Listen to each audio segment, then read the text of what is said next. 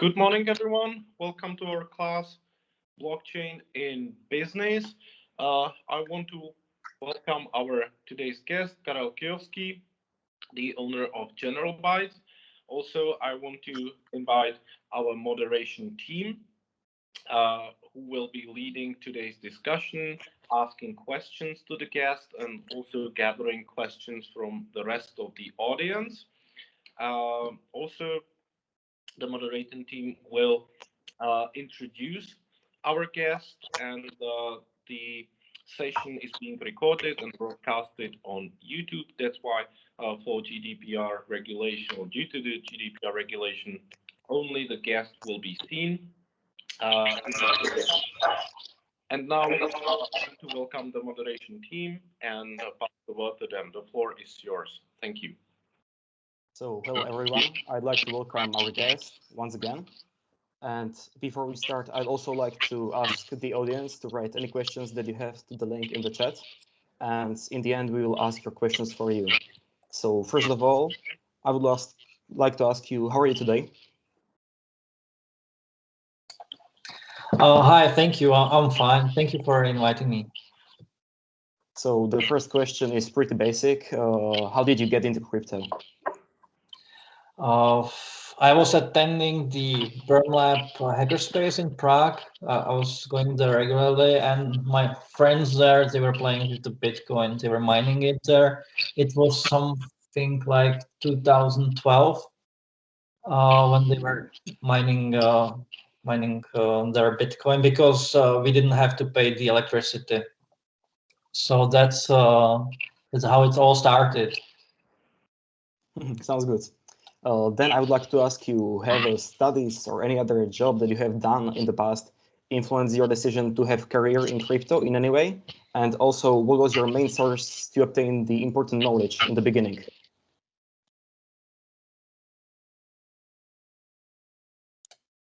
Okay, so how did I get there? What was the precursors?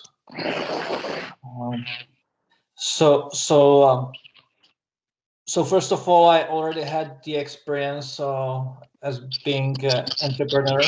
So I had experience what it takes to start a company and to get it grow to, let's say, 40 people. So that was easy. That I didn't have to rediscover this. I had experience with project management from, let's say, 2003. So I knew what it takes to create a product, but at that time it wasn't successful product. So then I joined Sun Microsystems, and I saw their company working a big chaos. So I thought to myself, okay, let's go and let's start my own company. If Sun Microsystems is profitable, I can be profitable too. And shortly after I left Sun Microsystems, the Sun Microsystems got bought by Oracle and finished their business more or less. So I went to and I went to gambling business, which is like gambling machines, but the online versions of that. So they were land-based, but they were connected to the server, which is very similar how the Bitcoin ATMs work. So it was very similar product where you had to handle the cash in secure way, and the device had to be always online. So I had so in that company that I started, I worked on it, I think 3 years, 4 years, something like that. And then I sold my share there, stopped with gambling, and then I met the Bitcoin, and I used my skills, my previous skills. So I hope that answered the question. Yes, of course. Thank you. Then I would also like to know, what was the opinion of people around you about you starting in the crypto industry? Has it changed since you started? The people which knew me before, they knew that I built a successful business before. So they didn't think that I'm crazy that much. my suppliers, the ones that were selling me the bill acceptors, that the device that accepts the money, they thought that I'm crazy. They didn't understand that, but after several years, they started to recognize, there is really some business, because they saw the numbers of the ATMs growing. So not that much people around me. It was interesting team. Every time I met my friends or former colleagues, they always started about how is the business with Bitcoin. So it was always a good topic for discussion. So I don't think friends of my friends, they might thought that I'm working on some scam pyramid scheme or something like that, and I had to always prove that no, it's a technology that can give freedom or financial liberty. Oh, thank you. What does your daily what does your day usually look like? Does your career influence it a lot?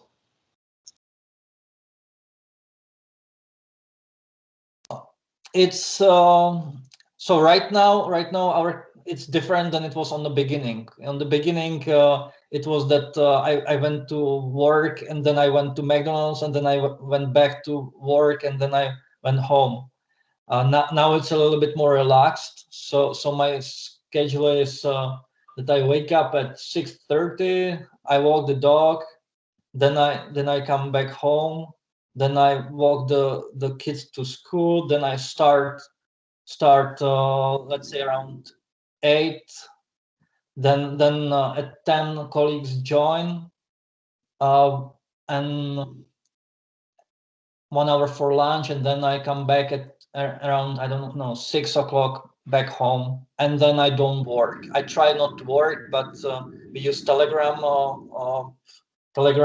messenger for communication within the company, so you are always on.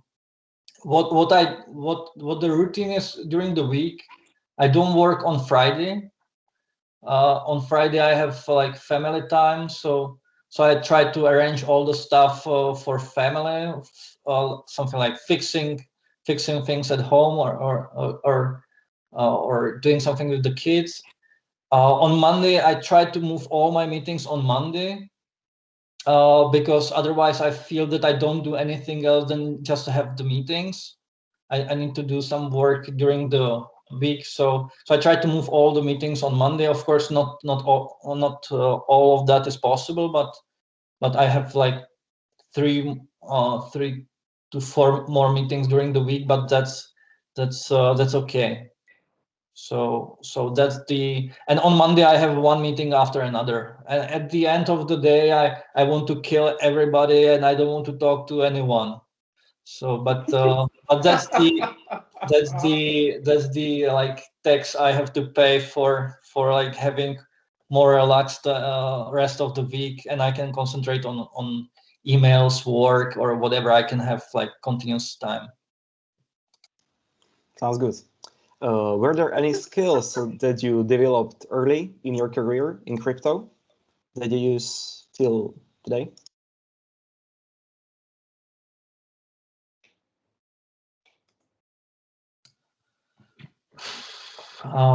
So my background is that I did the reverse engineering of the stuff. I was doing the security audits for the gambling machines too, because some of the gambling machines, they were vulnerable. So I was doing the security audits on that, random generators, similar stuff. So at that time I already knew this stuff. I came to Bitcoin, so it was quite easy for me to learn how the Bitcoin builds on that one.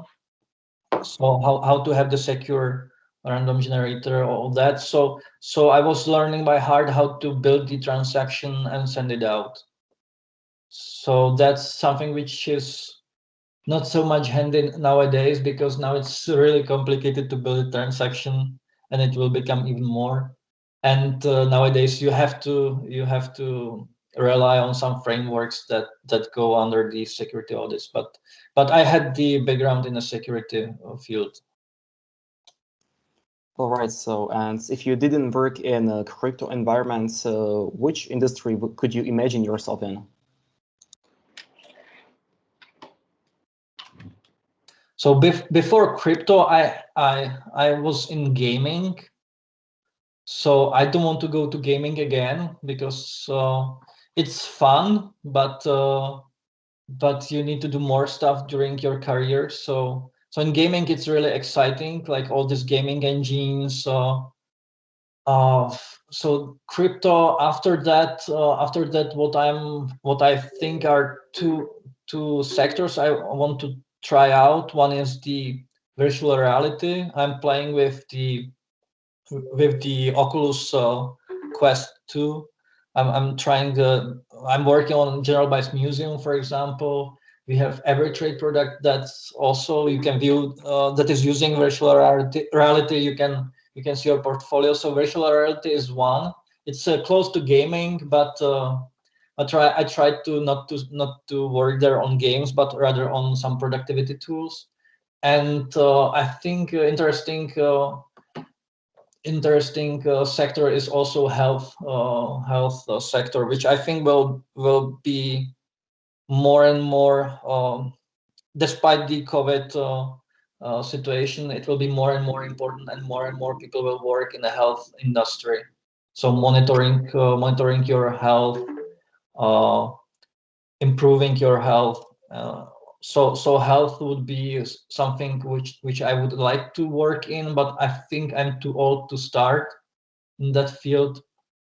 For example, the DNA sequencing is getting more and more cheaper, so that's becoming more and more interesting. But that would be probably the sector I would like to work in. But I don't think I will be able to move there. I have to work on in the blockchain industry,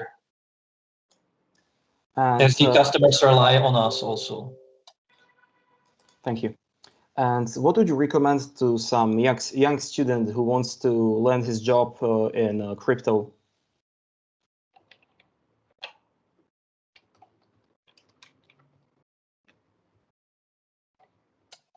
So I think he should. I think it's really easy to find companies that are working in crypto. So you can start with crypto. You can start your own product as just one coder.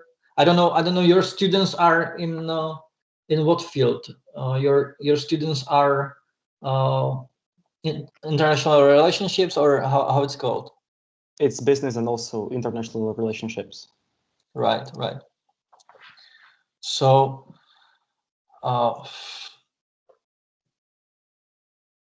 I would join something, some company. There are lots of companies that are around how it's called, DAOs.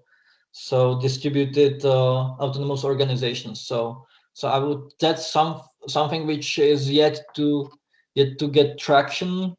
It's already getting, but it's still not there. So that's, I think, which is close to, also you have to manage the community. You have to think how the actors will play in the, not in the game, but in the, I don't know how it's called, in the structure, in the organization. So I would definitely build something around that. For example, the Fairmint. Fairmint is an interesting project I like in that respect. Oh, thank you. And so I would like to know, is there any person you look up to when it comes to your work or professional field?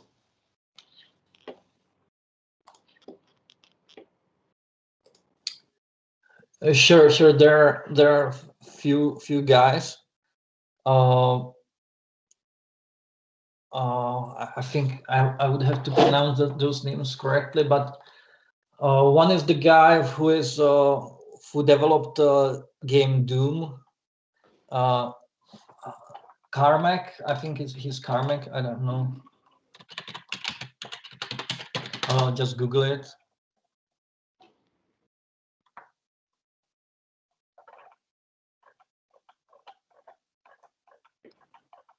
It's funny. Yeah, John Carmack. So he's now working in in Facebook working on Oculus Quest, doing their great job. He's still coding a little bit, so that's something what I admire on him, that he's still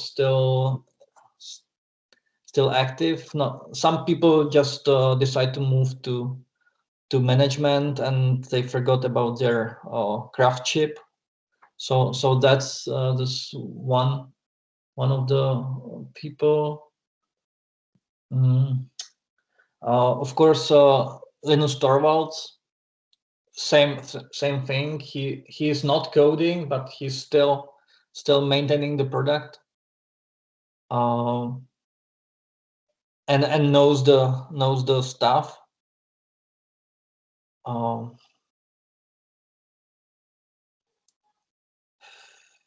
Some people I have around me that you don't know, but when you become successful, and it doesn't have to be always your it doesn't have to be always because of you, but with the Bitcoin, it's the Bitcoin price that drives the whole industry.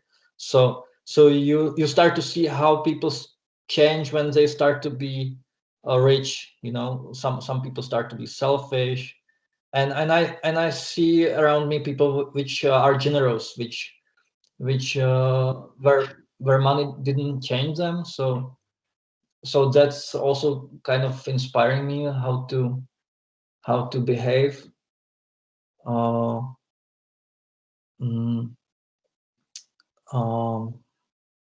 It's hard to. I wasn't prepared for this question to prepare the list of the guys. I also watch the TED Talks, for example. There you get the inspiring ideas. One of the guys who inspired me a lot is Jan Sokol, the Czech philosopher and the professor. You can watch his on YouTube. His I think the very best talk, which is called "Svoboda a co s ní," freedom and what's with that, what to do with that. It's a nice talk where he talks about what is actually the freedom and or liberty. So that's and he's got much more talks.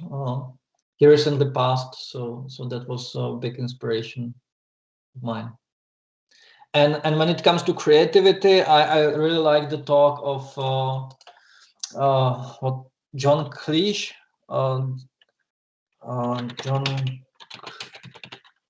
John Cleese creativity. I think if you put it into Google, into YouTube, you will get a very nice talk how to be creative. So, for example, he's saying that you should create some environment for you to become creative, and that it is something that that you can prepare the environment to become more creative. For example, when you start to have an idea how to solve some problem, you don't have to implement that idea immediately. You can wait a few more weeks and you can work on that, improving the idea. I think it's called John Cleese creativity, maybe. If you put John Cleese on creativity in management, that would be probably that talk. All right, thank you for your answer. And now I'd like to pass the floor to Andrei. Thank you for your questions. Okay, hello, I'm Andrei. I will ask you some question about the company General Bytes. So first question, what does your company General Bytes generally do? Like, it's obvious you manufacture cryptocurrencies, ATMs, but on your website you also offer some software like everytrade.io. So could you elaborate on the whole range of products that your company offers?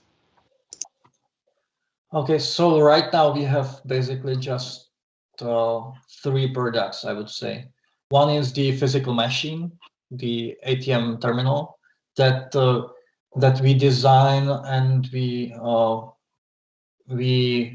outsource the manufacturing. It's manufactured outside of our company. We outsource it to 3 different companies, and we just buy all the parts. We send them to the factory. They build the machine, and we go and check the quality of the product, and we ship it to US mostly.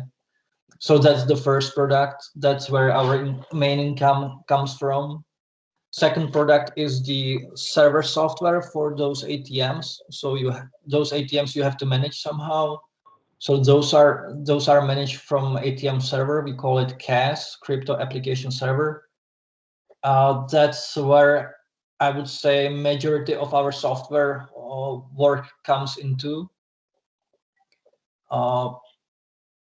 And that's where so the operators can connect, for example, 2,000 machines to that server software, and they can see how much cash they have in each machine. The server is connected to the Bitcoin wallets and sends the coins to the customer. So this is the second product, and there we get the license. There we charge the license fee for that product, which is around 0.25% of all the revenue on the machine. So that's where our second income comes from. And then we have third product, which is called EveryTrade. It's an accounting software, I would say, or at least it falls into this into that category. And it's a software where you upload all your transactions in crypto that you did, and it calculates all the information that can extract from there. So it can tell you how much coins you had at certain point of time. It can calculate your realized and unrealized profits. And we built that software first we built it. We didn't start with that. I was approached by 2 guys that told me, hey, we have some portfolio tracking software. Would you like to invest into us? And I said, okay, let's try it, just finish that. And when they were working on it, I said, you know what, our operators, the customers of GB, they always come to us and they ask us, how do we calculate our profits? So I said, okay, let's put this calculation into that product too. So then it became not just portfolio tracking, but also the profit and tax tracking software. And right now we have on EveryTrade, we have something around 2,000 customers, mostly from Czech Republic, where we advertise it, not so much, but where we test it on people. I also wanted to get it tested by VŠE, which didn't turn out to be possible because the person who has cryptocurrency in agenda on VŠE is not responding to the emails. But we think we calculated correctly. According to Czech law, and we are getting ready to introduce this product to US customers. Basically, all the US customers that are using the Bitcoin ATMs will get the link on the product on their receipts. So that's 3 products. The EveryTrade product doesn't generate any revenue yet mostly because of the plans we have there, which are very relaxed to regular users, regular customers. So that's why we don't have that much income. And also, second thing is that people don't want to pay for such software. Only companies pay for such software, and there is not so many crypto companies. So I didn't want to start yet another product before we make EveryTrade successful product. So we are still trying to find the ways how to make this product self-sufficient, that it will generate enough profit that we can pay the developers, or at least that it generates enough profit for development of that product. Right now we have 4 people working on the product. Okay, thank you. Next question is, are there some challenges faced by your company right now? And also, are there some difficulties coming from regulatory bodies? Yes, so right now we face the COVID caused issues, which are basically the supply chain issues. What happened is that most of the usually we ship the machines to US, and we receive the parts from China, and we assemble it here in Czech Republic. And because of the COVID, there is less flights, so the parts cannot get it. So there is not enough space in the cargo. There is not enough cargo space in the planes. So most of the cargo has to go on ships, and all the ships are full. So currently, it's really hard and very expensive to send anything on the ships, and it takes 3 to 4 years to build new ships. This big container-based ships, or ships for containers. So this is a challenge we are facing. It's becoming really expensive for our customers to obtain the machine. It's because they have to pay the extra price to get it from the Europe to US. 90% of our customers are in US. So this is becoming an issue. And the second issue is the China. On the other hand, they don't produce enough parts in time. Right now, the leading times are now twice more longer. And for example, the shipping on the plane is 10 times more expensive than it was before COVID, and the ship is around 3 times more expensive than it was before, and it's really hard to get on the ship. So we right now we are facing this issue, and we are also worried that we will not be able to build machines because just one small part will be missing. So what we do right now is we are trying to buy out all the parts we can to have it in stock so that we are able to build the machines. But it doesn't mean that even if we build the machines, we might not be able to efficiently ship it to US. So this is one of the challenges. There are more challenges. There are security challenges. That's a persistent attack. Basically, we got China trying to hack our servers. Every month, especially when I get on vacation, we get some attacks. Usually, it's a salary schedule, they call it. It's an email which they send to all of the employees with the virus, and they just put into the email subject that it's a report of the salaries, and everybody opens that email, including all the programmers. Everyone wants to see everyone's salaries. So this kind of attacks, and this will not go away. So what we do is we have regular security audits. That's the only way I think we can get around this. And the second part of the question was regulatory question. Of course, yes, there are two main threats right now, or maybe three. One is that the banks don't want to open the accounts to businesses in Czech Republic. So the last bank that was okay to administer the bank accounts to Bitcoin or cryptocurrency based businesses was Equabank, which is now going to be merged into Raiffeisen Bank, which has completely opposite affinity to crypto. So this is a challenge, constant challenge. It's becoming harder and harder to get the bank account. If you are small and you have very small business, you don't have a turnover, it's okay. They don't care. You are not the risk. But if you start to turn on, or if you start to be successful and you have their millions per month, then they start to be nervous and they rather close your account. So that's the banking system problem. Of course, the banks are pushed by the correspondence banks. That's That's a completely different topic. I don't want to go into the detail. And from the governments, there are, I think, 3 different threats. One is in US, that's called travel rule. Basically, what they want to do is they want to classify the cryptocurrency transaction as every cryptocurrency transaction as an international transaction.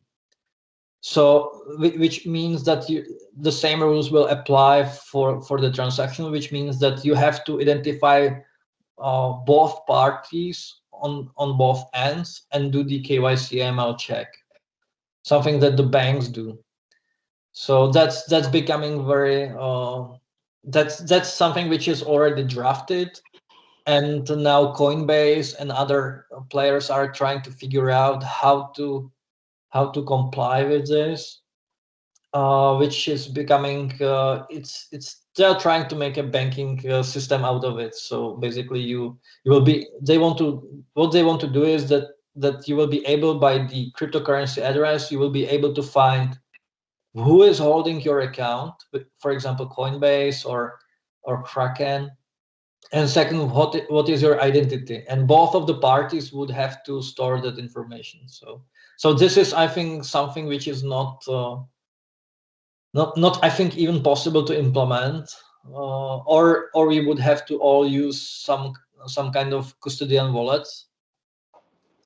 And in Europe, we have even worse regulation coming up. It's called MiCA, M-I-C-A, and it's a regulation that they started to write in European Commission, I think. They started to write because of the Facebook's Libra, because of the stablecoin. They wanted to regulate it somehow, which is, I think, fine. But what they did is they wanted to cover all the cryptocurrencies, and they're completely like it's so wrong. And they want to pass it in 2 years. It should be possible to. It's possible that it will be in action or active, but it's so wrong. It's a completely different topic. So it's not compatible with the cryptocurrency technology at all. They just took the regulation that was from PSD2 and they applied it to crypto, and it's not working out. So these are, and I think the last threat, which is the US domestic terrorism, like the QAnon. If they start to use crypto, I think it's possible that the Democrats would be able to ban the crypto. And if US bans the crypto, then the price of crypto will go down. But that's the question, if that is possible. I think it is. It's money, so it's regulated. So I think they can do this because of the domestic violence, the domestic terrorism, which QAnon may pose if they start to fund it themselves with the cryptocurrencies. But that's my theory. Yeah. Yeah, okay, thank you for your answer. Next question is, which country has the most of your ATMs, and is there some country that was really problematic to expand into? Okay, so the majority goes to US. Which state in US? I'm not sure. I think it's. I'm really not sure. I don't want to give you the false number. So let's say that it's equal. The most dangerous country in US is Texas, where we had the most robberies on the ATMs. All the US movies are correct about the Texas. All people go there with the guns. They do all the crazy stuff. They shoot into the car. So it's really true. The difficult country to enter is, for example, Brazil. They have really high import tax. It's basically 100 times. Doesn't make sense to import there anything. Also, it's impossible to import anything into China. However, we were importing a lot into Hong Kong. That is still our major customer in Asia. But into China, it's because of the import tax. Again, they have 100% import tax on everything there, and also that the situation changes there every night. So one day it can be allowed, next day it can be forbidden. So it was also communication with Japan. We had machines in Japan, but it's really hard to communicate with them. They are not so communicative. First of all, they are in different time zones, so solving any problem there is problematic.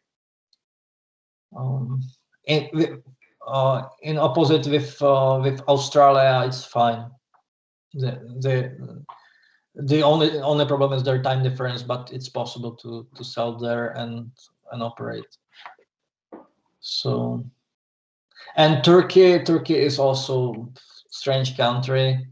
They make money on holding stuff in their customs, so it's really hard to sell there anything too. Okay, thank you. Now imagine if I were to run some business and decided that I want to have some crypto ATM in my shop or something. How does that process work? Like, what are the logistics behind deploying the ATM? Does your company require something else except for the money from the business? And does the business need some kind of license? I think about license, you can just talk about Czech Republic, or if there is some general case, then maybe mention that. Sure. So what we tell to customers is first secure a banking account. So if you get you set up the company and you go to the bank and they create for you a bank account and they know that you will be doing crypto, then you are okay. Right now, from the beginning of the year, you also have to have Živnost. I don't know how it's called, but basically it's like a free license, but you have to have that for the virtual asset provider. So the bank will recognize that you are doing crypto, and all other parties. So you have to have this kind of license in Czech Republic if you buy or sell crypto. So that's the first step. So you have to establish this one. Then the next step is to create an account on some exchange like Kraken or Bitstamp or CoinMate, I guess, where you will be sourcing the bitcoins. Second is you buy the sorry, you have to also go through the verification on the exchange because you are a business. So, and then you will be doing their volumes. So you will have to send them some paperwork on how you do KYC, AML, and similar stuff. After that, you can buy the ATM. You get it home, or usually people get it home or to some warehouse, set it up, make sure that everything is working. Then you put it into the field. Usually you have to pay something for the place, but if it's some small cafe or some place or bar or something like this, you usually get it for free because you get the customers in. In US, most of the ATMs are on the gas stations and in vape shops, shops with the electronic cigarettes and similar stuff, and in grocery stores like 7-Eleven. And when you put their machine, people start to put the cash in. You have to have some money on the exchange where you source the bitcoins. You send them bitcoins. On the end of the day, you end up with lots of cash. You have to pick up the cash, bring it to the bank. Bank has to accept it. You have it on account, and then you send it to Kraken again. So you have to have some cash flow ready for that. on the beginning, you can do it by yourself. I recommend that, because then you can learn all the processes. You can learn how the customers react. You can learn all the processes and then you hand it over to some guy. One guy can handle up to, let's say, 15 machines.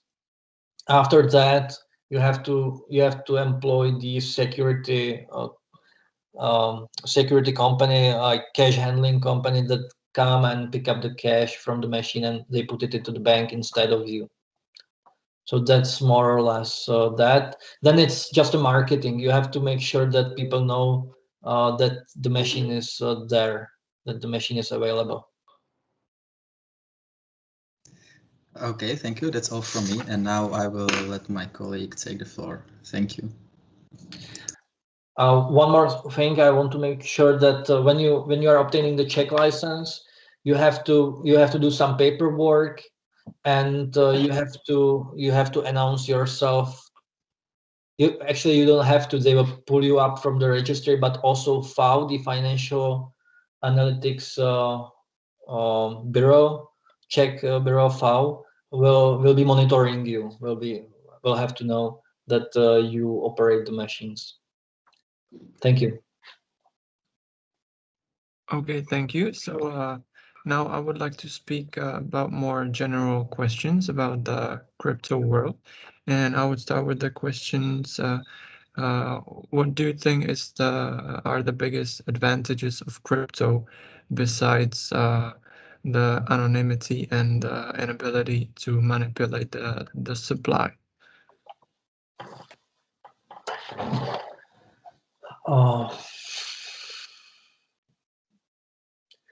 I think it's the speed. For example, when customers are paying with crypto to buy a machine, it's much easier for them to pay with crypto than to pay with banking system. So in Czech Republic, when you send money from one bank to another, it takes a few seconds. But if you do it from US to Czech Republic, it can take up to 7 days. So for international trade, it's really good. That's one advantage. Second advantage is that also you can automate the payments much easily. For example, one application can pay to another application. For example, you create some application that's just providing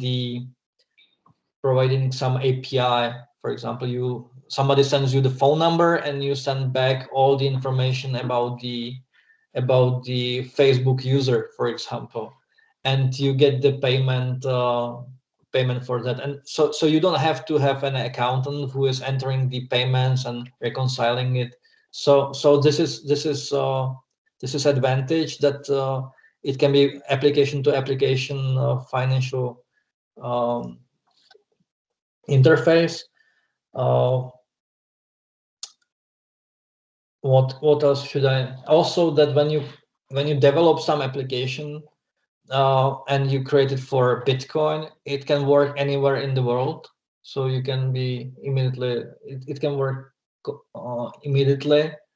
You don't have to set up any connector to the bank, and in every corner of the world they have different bank with different connector with different API. So that's also one of the advantages, some kind of unified interface.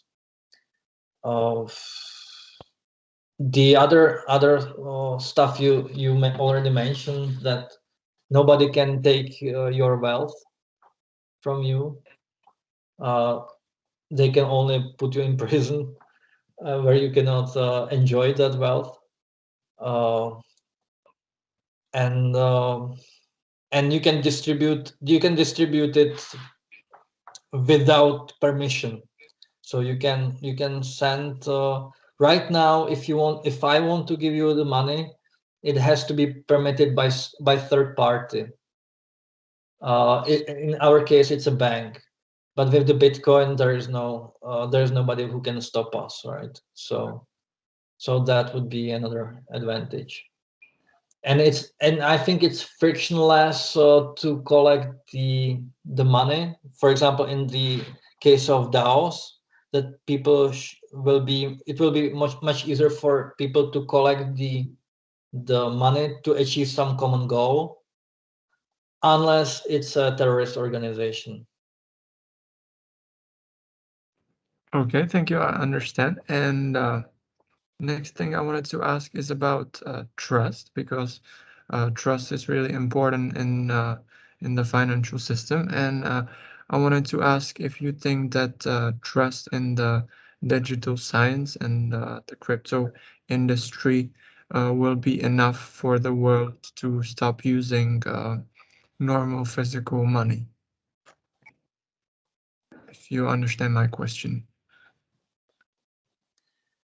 Sorry, can you say it again? I think I know where you are heading, but can you, if Yeah, sure. I wanted to ask if you think that trust in the digital science and cryptocurrencies is enough for the world to stop using physical money, or if there must be something else that would be the cause for the world to stop using the physical money. So I think the physical money will go away. That's 100% sure. They will be replaced by cryptocurrencies and gold or similar, or some kind of different stuff. But the paper money will go away because the state will have to work hard on collecting the taxes, because because of the nature of the laws. Every new law passed creates more new jobs, creates more expenses, or at least it creates more expenses on maintaining that law. So it will be ever growing agenda, and they will have to collect the taxes somewhere, which means that they will need to, and also the protection against terrorism. So they will also be, they will push for removing the cash. If the Czech crown cash will stop, people will start using dollar. But I think more and more people will, just out of the simplicity, they will start to use electronic cash, like credit cards, for example. Right now they are using. So the paper money will be used only for really like suspicious transactions. So I think the people will move to cryptocurrency, and I think there is enough trust in the mathematical tools that are there, that you can do really confidential transactions, that you can exchange cash there without leaving any trace. Not any trace, but with leaving little trace. So we will move there. Another reason why the physical cash will go away is that the state will probably create their own electronic cash, which will have also, I think, so-called colors, that you will be receiving, that not every 5 crowns will be the same. 5 crowns will be for example, the blue ones will be possible to use only for buying the food. Another color will be, for example, possible to use only for buying a house, for having a mortgage. So that's also one of the reasons why the states will move to electronic cash out of the paper cash. Mm-hmm. When it's gonna happen, I don't know.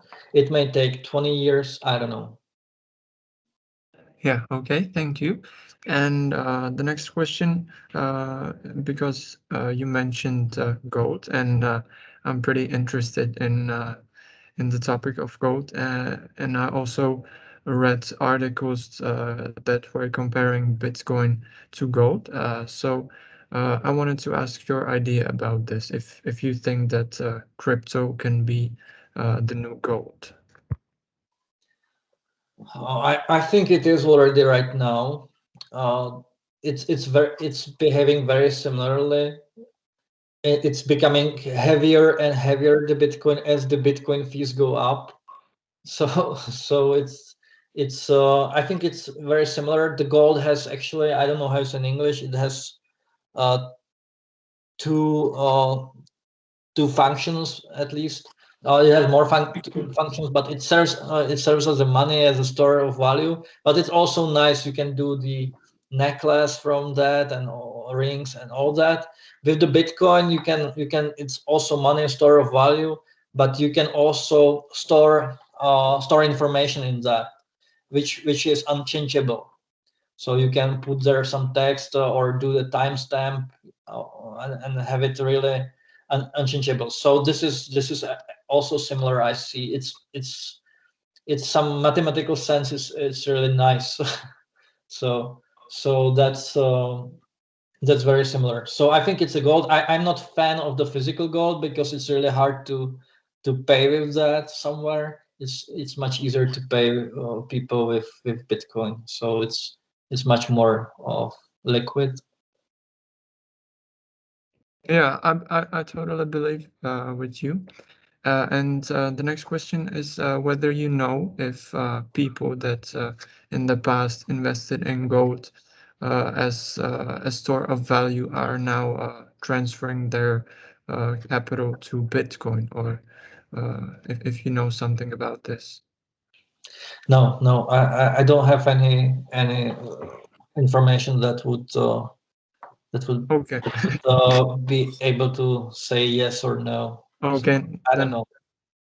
then never mind. And as you were speaking, that you think that physical gold is not that liquid, and you don't like it. Do you think that people will move only to digital currencies, and they won't have anything physical? Because like they can now, as we have like fiat money, they can like touch it and they can like see it with their hands, the same as with gold. So do you think this will be an obstacle in transferring the whole world to digital currencies? I think people will usually hold just a golden watch. That's the maximum, I think, of gold they will want to handle. The usual people, and the rest of the savings will be in crypto.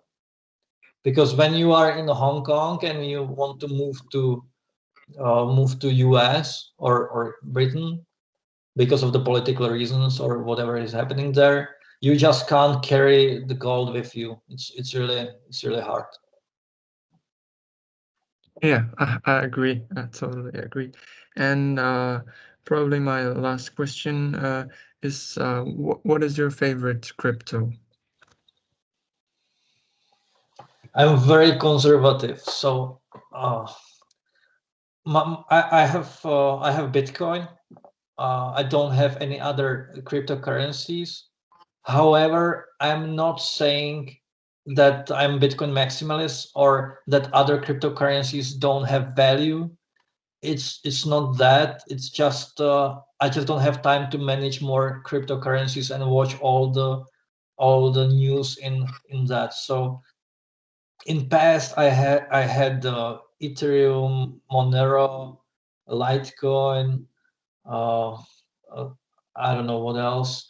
I didn't have Ripple, for example, but I don't have time to manage more cryptocurrencies.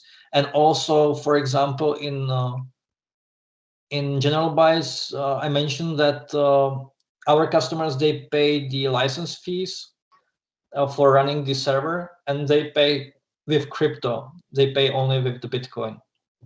It would be really it's easier for us to collect the fees in crypto than with the regular money, because otherwise I would have to have some ERP system, some SAP system to check all the fees, and sometimes the fee the banking fee would be higher than the fee that we charge.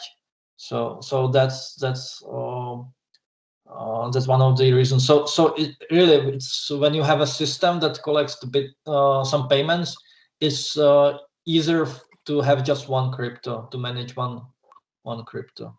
So I think I'm just like lazy to work on more. We have just Bitcoin and Bitcoin Lightning for payments. Yeah, all right, thank you. And just maybe a last question, because as you were talking about the hacking attacks of your systems, and I'm just interested in when Bitcoin reaches a certain capitalization in the market, like for example, trillions of dollars. Do you think it will be attractive for hackers to hack the system if it's even possible? What system you mean? Like the Bitcoin network itself, or Yeah, general bytes? I mean the the Bitcoin system. If it's possible for the hackers to somehow extract the Bitcoins to their accounts, because I know it's really expensive now, and probably it wouldn't be profitable for the hackers to do it. But Sure. So the Bitcoin is based on the encryption algorithms and the hashing algorithms, and those algorithms they crack very slowly. So usually first there is attack for some smaller key which has some just let's say 128 bits.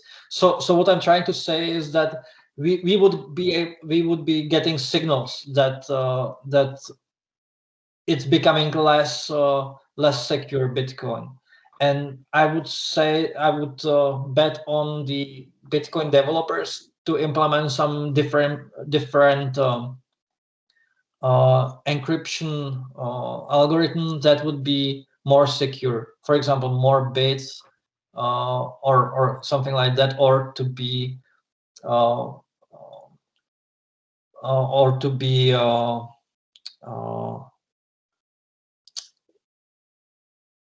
it's called, proof again, proofed or hack proofed against the quantum computing, for example. So there will be just some different algorithms. So I think it's the Bitcoin network. It's something that is being maintained and watched. And I think what would happen is that there will be change. yeah, okay, thank you. And now I would like to pass my word to my colleague. So, thank you. Thank you. So, hi, my name is Jakub, and we should now move on to questions from our guests. So if you have any questions, please write them in the chat and I will ask Karel.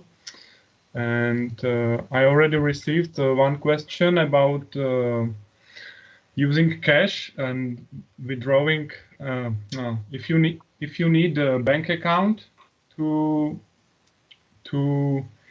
use the ATM, or you can just go there with the cash and no need of a bank account. Okay, so of course you don't need any banking account. That's also the advantage of that some people use, which for example don't have bank account or cannot have money on the bank account for different reasons, including the legal reasons. So they use the Bitcoin ATM. However, the Bitcoin ATMs, they have limits on how big the transactions can be. So you just cannot walk in with the let's say 100,000 Czech crowns and do your transaction. Usually you would end up with 26,000 Czech crowns. That's the usual transaction volume. So yes, some people live in Prague that they have just Bitcoin, and every time they need cash, they go to Bitcoin ATM, they withdraw the cash, and then they pay in Žabka or somewhere else for the food.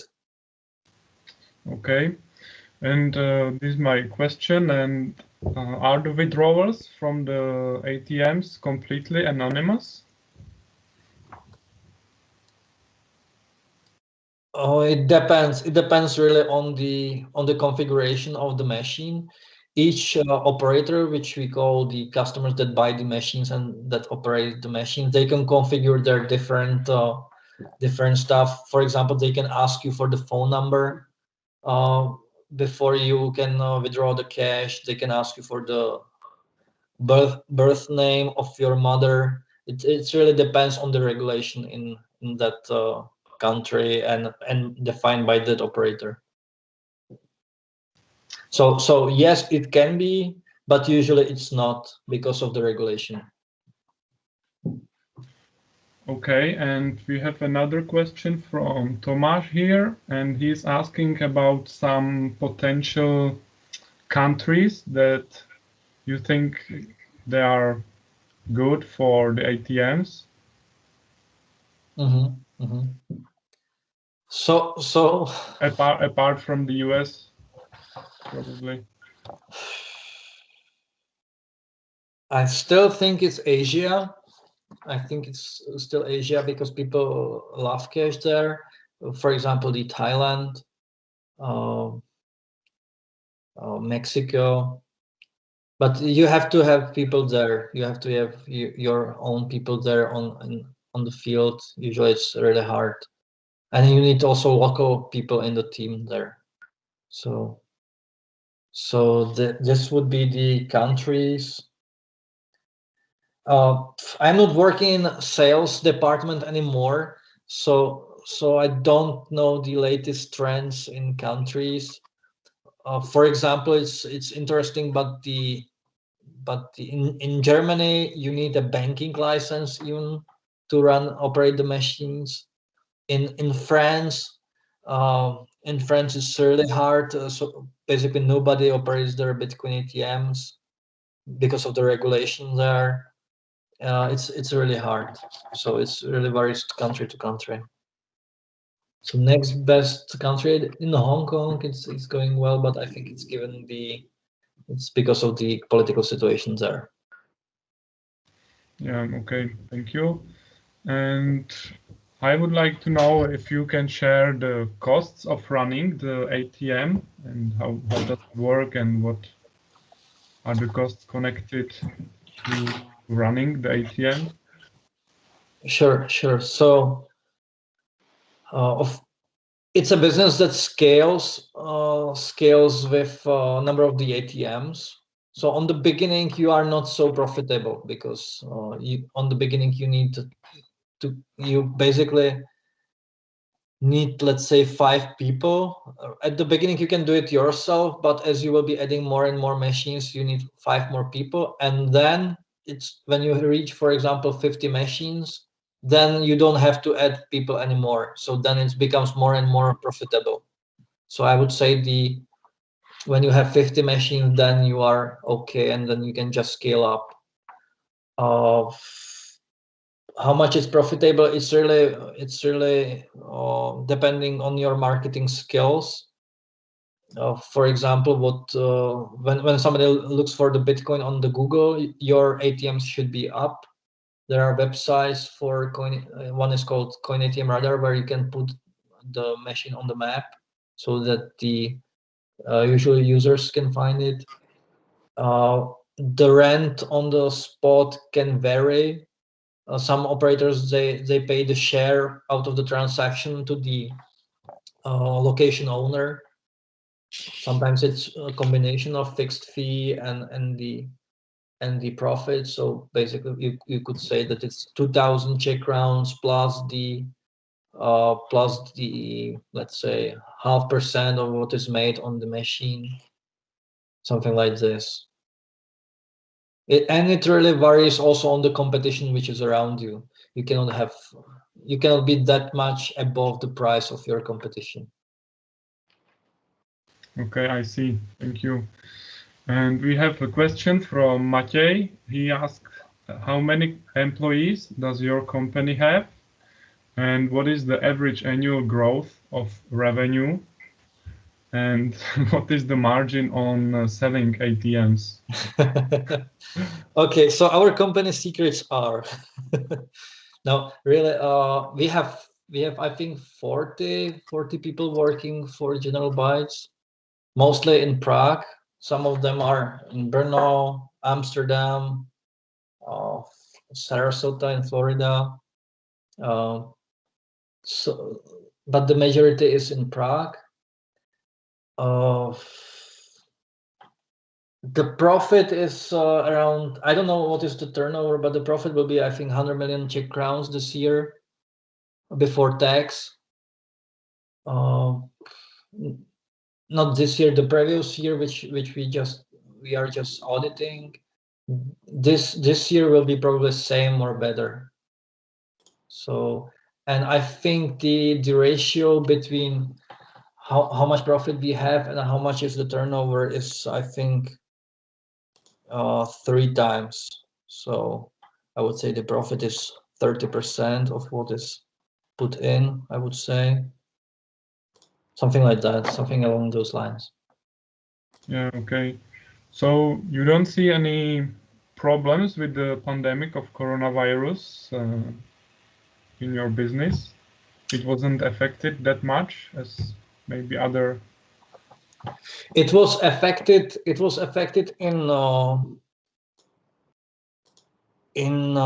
February 2019. Oh, sorry, 2020. We saw that that our partners in China are not able to supply the parts. So there we saw the issue. Then in March or April, we saw that our customers, the operators, stopped purchasing the machines. Majority of them stopped and were waiting what's gonna happen. Also, the Bitcoin price dipped a little bit for, I don't know, a few days. So there some of the customers, they say, let's wait what's gonna happen. Some of the customers said, no, let's continue purchasing. That's our chance to beat the competition, and they were purchasing like crazy, and it didn't stop since then. Actually in summer, the rest of the customers started to buy again too. So it wasn't affected, mostly because, as I said, the ATMs are placed in grocery stores that were not closed, and on the gas stations that were not closed too. So our operators were doing good. Also, I think their volume didn't drop that much. I think their volume dropped at that time around 10% down, which I expected more. I think it's partially because in US, people used to travel with the cash from Mexico. If you want to get cash, no, usually from Mexico you carry something else. But if you want to send some money from US to Mexico and all the flights are gone, you cannot you cannot transfer the money in cash. So you would turn to the cryptocurrency probably. So I think some of the cryptocurrency transactions or the purchases of the ATMs were done by Mexicans working in US and sending money home and not traveling with the plane. That's so we were not affected at all, except for the increased transaction cost in the supply chain, like the expensive ships, planes, and the suppliers are not keeping up with the manufacturing of the components. Thank you. And I have a question concerning the start of your business, and I would like to ask if you were concerned with the start of your company, or you were 100% sure that you will succeed, or what was your thoughts back then?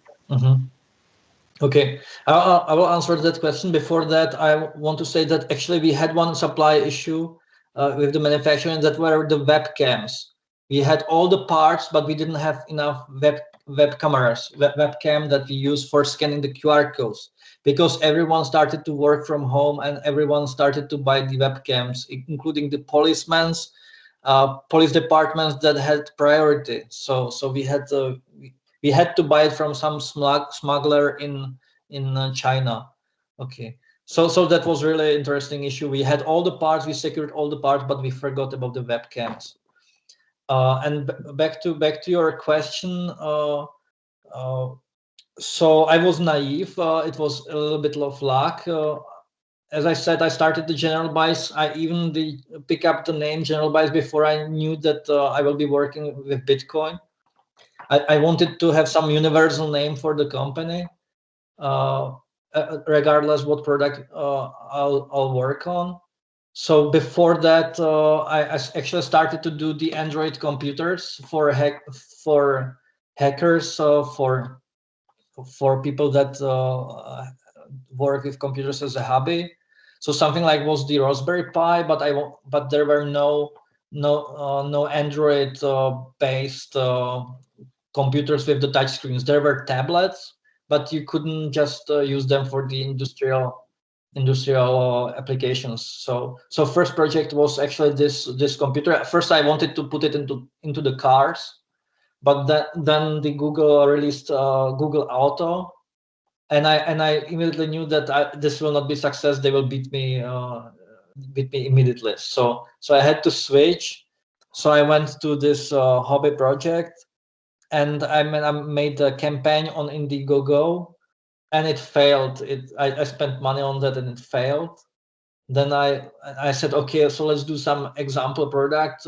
Example product was I wanted to put it into the, how it's called, peletové kotle,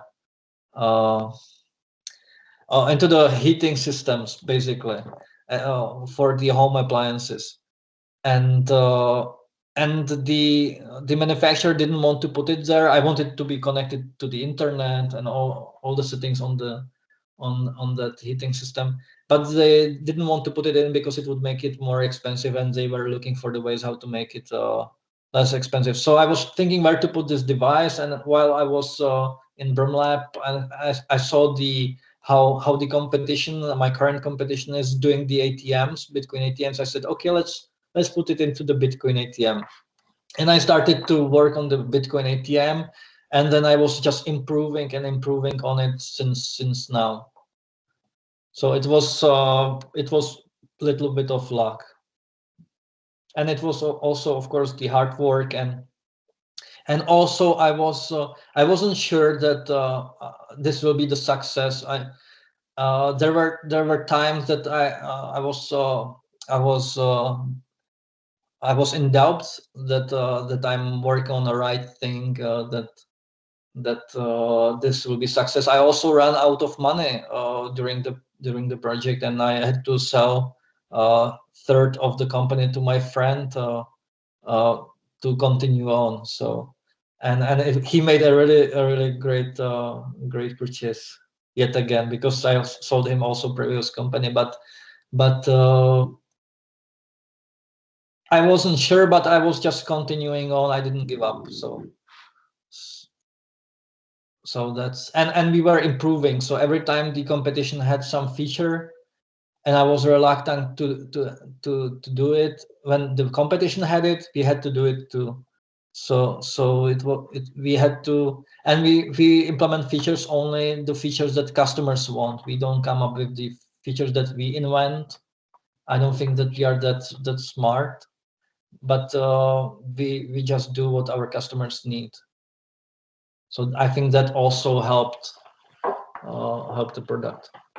And it was 2014 when we came up with the product, so it was quite soon.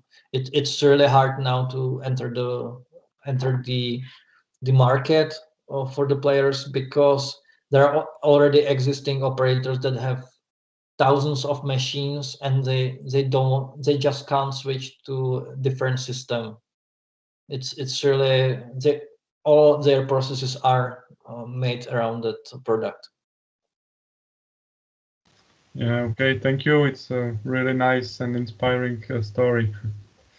Yeah, and Maciej has another question for you. He's asking, is there any major competition in Czech Republic or Europe in manufacturing ATMs? There is Lamasu Bitcoin ATMs. Those are guys. Those are two Israeli brothers that I think invented the Bitcoin ATM in New Hampshire. They were on some hackathon. On a hackathon, they had their own first machine, and then somebody spotted that and developed a completely different machine, and that was RoboCoin and Genesis Coin. But the Lamasu was very first one, and those guys they really care about the design and UX design, and they manufactured their ATMs in Portugal, and they have really nice machines. They were big inspiration for us. However, they don't have significant market share right now. I think they have something around, I don't know, I don't want to lie, but something between 5 and 10%, and that's not much. It's partially because I think they were still doing it as a part-time job, and also they didn't base their system on the beginning as a server client solution. They had it just a standalone box and then another standalone box, and they didn't think about how the system should look when you operate 1,000 machines. And our system allowed that. So they were struggling. The operators that had 20 machines, they started to struggle. So they couldn't grow with Llama 2 machines. Now I think they are improving on that, but they are just too far in the game. So that's our European competition.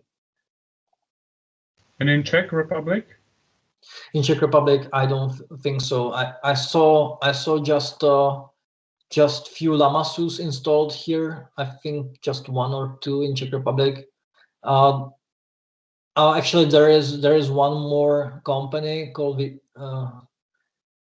WBTCB that created their own Bitcoin ATMs, but I don't call them manufacturer. They just did 40 machines for their own, and it's not a product.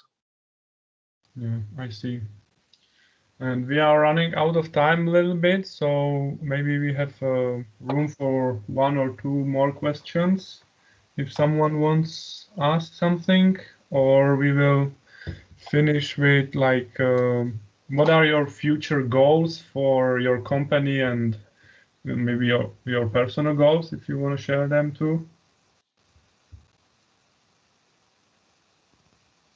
So my short-term goal is to make every trade successful product, and and the long-term goal is to make General Bytes work without me. So I'm still like connected to daily based things. We already have a new, not new, it's 1 year old director of the CEO of the General Bytes, which is doing a great job there.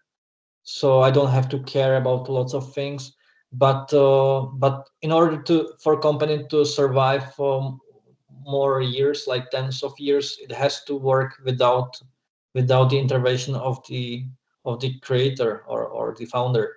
So I don't want to disappear. I want to play still with the devices and the features, but the goal is to have less stress and have there more responsible people. But the guys there in company are really great. I almost forgot to thank them for making the company great, because otherwise I really wouldn't be able to move it there. So it's really their hard work, and I hope they enjoy like being number 1 or number 2 in the world. Also my family support me. Like my wife, she took care of the kids when I couldn't, when I had to exchange some crypto quickly, or when I had to fix some issue in Canada or whatever it was. So it's maybe it seems that I'm the superhero here, but it's more of the young guys in our company that are pushing it forward. So that's about it. Yeah, understand. So on behalf of our team, we really thank you for your contribution to our discussion today. I hope you all enjoyed it, and if you have anything you would like to tell us, please go on, or we just, I think, end it here. I think I talked too much already. So thank you for having me, and it was nice to see you like right now as icons. But I hope you will all have luck as I was. Happy to have, and I hope you go and start your own company in cryptocurrency space or any other space. Just it's really a matter of luck and not give up. So and meet the right people. Thank you very much, Karel, for accepting our invitation and for sharing your great entrepreneurial story, and also for your kind last words and encouragement for the students. It's been really a pleasure having you here, and I also personally enjoyed your story. So thank you very much, and hope to see you. Thank you, Jakub, for the invitation. Bye-bye. Bye-bye. Thank you. Bye. Bye. Thank you. Bye.